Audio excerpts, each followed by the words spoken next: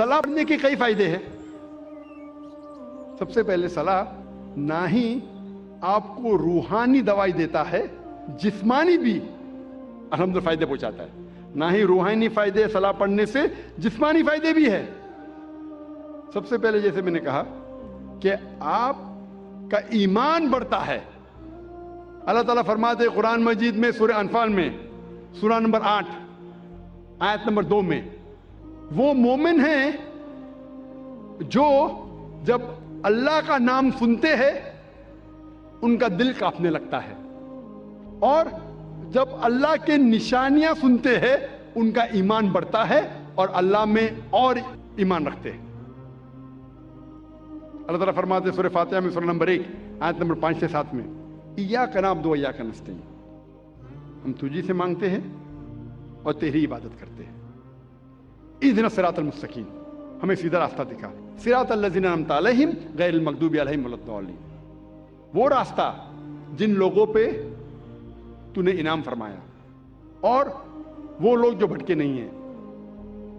सलाह से हमारा ईमान बढ़ता है, सलाह से जिंदगी में डिसिप्लिन पैदा होता है। जो हम जिक्र कर रहे थे डिसिप्लिन के बारे में, सलाह पाबंदी से हमें वक्त पे अदा करना चाहिए। और सबसे बेहतरीन मिसाल जो मैं देखा हूं मेरी जिंदगी में वो है सऊदी अरेबिया। सऊदी अरेबिया में आजान पूरे शहर में एक वक्त होती है, 1-2-3 मिनट का इधर उधर, लेकिन एक साथ होती है। जब आजान होती है सारे लोग अपना काम धंधा बंद करके फौरन नमाज पढ़ते हैं। कोई भी हो, चाहे बॉस सामने बैठा है, आजान हो गई, सल्ली, नमाज पढ़ो। दुकान बंद कर देते, रेस्टोरेंट बंद हो जाती है। क्या नजारा है, दिल खुश हो जाता है। फौरन अल्लाह का बुलावा आया, अल्लाह से अपॉइंटमेंट है, फौरन नमाज पढ़ो। और मैं खुद का तजुर्बा आपके सामने बयान करूंगा। कई बार अल्लाह के फजल से मैं सऊदी अरेबिया में मलिक अब्दुल्ला का गेस्ट रह चुका हूं, मेहमान रह चुका हूं। एक बार जब मैं फंक्शन में गया था तो फंक्शन में उस वक्त था कि हमारा जो प्रोग्राम था, चंद लोग थे, हमारा प्रोग्राम था मलिक अब्दुल्ला के साथ हम असर नमाज पढ़े और हम वक्त पे पहुंच गए। कुछ मसरूफियात होने की वजह से मलिक अब्दुल्ला थोड़े देर लेट आते हैं, लेकिन आजान सुने, अल्लाह का अपॉइंटमेंट था, फौरन सब लोग, वो सिक्योरिटी गार्ड सब लोग फौरन नमाज पढ़े। हमने मलिक अब्दुल्ला का इंतजार नहीं किया, और मलिक अब्दुल्ला भी कुछ काम में हो सकता है मसरूफ हो गए, उनने भी नहीं कहा कि मैं मेरे मेहमानों के साथ पढ़ूंगा। वक्त हो गया, उनने भी नमाज पढ़ ली। आप सोच सकते आज के दौर में अक्सर मुसलमान अगर कोई अपॉइंटमेंट है वजीर के साथ, अब मगरिब का वक्त है, अरे अपॉइंटमेंट और वजीर लेट आएंगे, मगरिब है, आधा घंटा हो गया, 1 घंटा हो गया, मगरिब नमाज बाद में पढ़ लेंगे, वजीर आ गया तो मेरा काम नहीं होगा, वजीर आएगा तो मेरा काम नहीं होगा। तो अक्सर क्या करेंगे, चलेंगे, हर रोज तो नमाज पढ़ते हैं, मगरिब नमाज कज़ा कर लेंगे। अक्सर सऊदी अरेबिया में माशाअल्लाह फकीर या बादशाह, अमीर या गरीब, सलाह का वक्त होता है, फौरन नमाज पढ़ो। ये अल्हम्दुलिल्लाह जिंदगी में डिसिप्लिन पैदा करता है। और हम अक्सर इंसान हमारे छोटे दिमाग के जरिए सोचते हैं, हम सोचते हैं कि अगर ये अपॉइंटमेंट बहुत मुश्किल से मिला है, ये मेरा मंत्री, ये वजीर, ये मिनिस्टर मेरा काम करने वाला है, तो अपॉइंटमेंट चुकना नहीं चाहिए, भले लेट हो जाए। सबसे बड़ा मालिक, सबसे बड़ा वजीर कौन है? हमारा खालिक अल्लाह सुब्हानहू व तआला। अल्लाह ताला फरमाते सूरह गाफिर में सूरा नंबर 40 आयत नंबर 60 में, तुम मुझसे मांगो मैं तुम्हारी ख्वाहिश पूरी करूंगा। खलास। लेकिन हमें अल्लाह पे थोड़ी यकीन है, हमें यकीन है वो हमारे मैनेजर पे, हमारे बॉस से, हमारे वजीर से। अल्लाह पे यकीन किधर है? जिस दिन अल्लाह पे यकीन आएगा, अल्लाह ताला फरमाते सूरह इमरान में सूरा नंबर 3 आयत नंबर 160 में, اگر اللہ آپ کی مدد کرے گا تو کوئی بھی آپ پہ غالب نہیں ہو پائے گا. اللہ اگر آپ کی مدد کرے گا تو کوئی بھی آپ پہ غالب نہیں ہو پائے گا. لیکن اللہ اگر آپ کو چھوڑے گا تو کوئی بھی آپ کو پھر مدد نہیں کر سکے گا. اے مومنو، اللہ پہ ایمان لاؤ. صلاح سے زندگی میں ڈسپلن پیدا ہوتا ہے. صلاح ہمارے معاشرے کی حالت میں تبدیلی پیدا کرتی ہے، معاشرے کو سدھارتا ہے، بھائی چارہ بڑھاتا ہے. اللہ تعالیٰ فرماتے ہیں سورہ حجرات میں، سورہ نمبر 49 چیپٹر 49 آیت نمبر 13 میں، یا ایھا الناس انا خلقناکم من ذکر وانثی وجعلناکم شعوبا وقبائل لتعارفوا ان اکرمکم عند اللہ اتقاکم ان اللہ علیم خبیر. اے انسانوں، ہم نے تمہیں ایک مرد اور عورت کے جوڑے سے پیدا کیا ہے اور تمہیں تقسیم کیا ہے قبائل میں، گروہ میں، تاکہ آپ ایک دوسرے کو پہچان سکو، نہ کہ آپ ایک دوسرے سے نفرت کریں. صلاح میں 5 وقت کم از کم بھائی چارہ بڑھتا ہے. جیسے میں نے کہا تھا، ہم جب صلاح کے لیے کھڑے ہوتے ہیں جماعت میں، ہمارا کاندھا ہمارے بازو والے کاندھے سے لگنا چاہیے، ہمارے پیر بازو والے پیر سے لگنا چاہیے.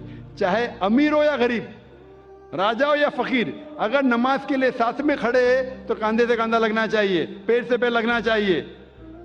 چاہے گورا انسان ہو یا کالا، پیلا یا گھیوا، اگر نماز کے لیے کھڑا ہے تو کاندھے سے کاندھا اور پیر سے پیر لگنا چاہیے. بھائی چارہ بڑھتا ہے. اللہ تعالیٰ فرماتے ہیں قرآن مجید میں، سورہ ھمزہ میں، سورہ نمبر 104 آیت نمبر 1 میں، وَيْلٌ لِّكُلِّ ہُمَزَةٍ لُمَزَةٍ، لعنت ہے ہر قسم کے غیبت کرنے والوں پر.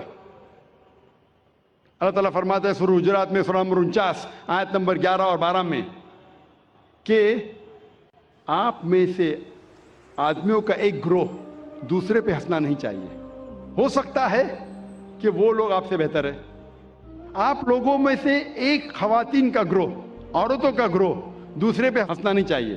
ہو سکتا ہے کہ وہ آپ سے بہتر ہے. آپ ایک دوسرے کو غلط نام سے مت بلاؤ، برے نام سے مت بلاؤ، ایک دوسرے پہ شک مت کرو. کئی بار شک گناہ ہے. ایک دوسرے کے بارے میں پیٹھ پیچھے غیبت مت کرو. کیا آپ اپنے بھائی کا مرا ہوا گوشت کھانے کے لیے تیار ہے؟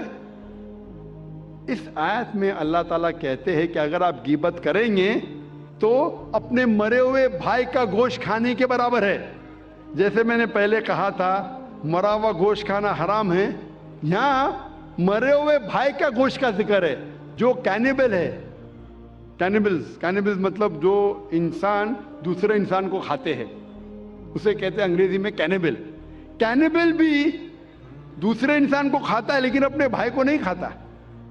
اللہ تعالیٰ فرماتے ہیں اگر آپ غیبت کریں گے تو اپنے مرے ہوئے بھائی کا گوشت کھانے کے برابر ہے. ڈبل گناہ.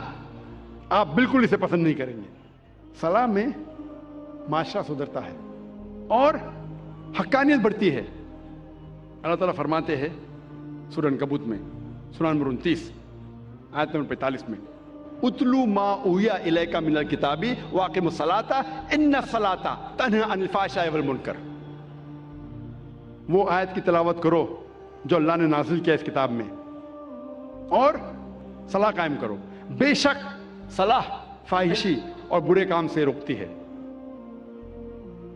اللہ تعالیٰ فرماتے ہیں سورہ اسراء میں، سورہ نمبر 17 آیت نمبر 81 میں، وَقُلْ جَاءَ الْحَقُّ وَزَهَقَ الْبَاطِلُ إِنَّ الْبَاطِلَ كَانَ زَهُوقًا. کہو کہ حق آ چکا ہے اور باطل ختم ہو جائے گا. باطل ختم ہونے کے لیے پیدا ہوا تھا. حق کی بات کرو، حق سے مت ڈرو. اللہ تعالیٰ فرماتے ہیں سورہ بقرہ میں، سورہ نمبر 2 آیت نمبر 42 اور 43 میں، کہ آپ حق کو جھوٹ سے مت بدلو، اور جب آپ حق کو جانتے ہیں تو حق کو مت چھپاؤ. نماز قائم کرو اور زکوٰۃ دو. اللہ تعالیٰ فرماتے ہیں سورہ بقرہ میں، سورہ نمبر 2 آیت نمبر 188 میں، کہ آپ رشوت مت دو جج کو، حاکم کو، تاکہ دوسرے کی دولت ہڑپ کر سکو. صلاح کے ذریعے معاشرہ سدھرتا ہے، حقانیت بڑھتی ہے، اور جو سلامتی ہے، امن، وہ بھی بڑھتا ہے۔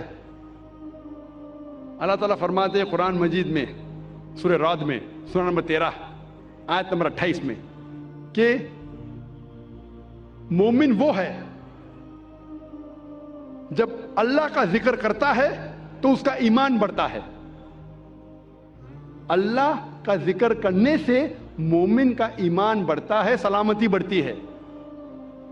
اور اللہ تعالیٰ فرماتے سورہ بقرہ میں سورہ نمبر 2 آیت نمبر 153، جو آج پروگرام شروع ہونے کے پہلے جو قاری نے اس آیت کی تلاوت کی تھی، اور اللہ تعالیٰ فرماتے وَاسْتَعِینُوا بِالصَّبْرِ وَالصَّلَاةِ إِنَّ اللَّهَ مَعَ الصَّابِرِينَ، کہ اللہ کی مدد مانگو صلاح اور صبر کے ساتھ، بے شک اللہ صبر کرنے والوں کے ساتھ ہے۔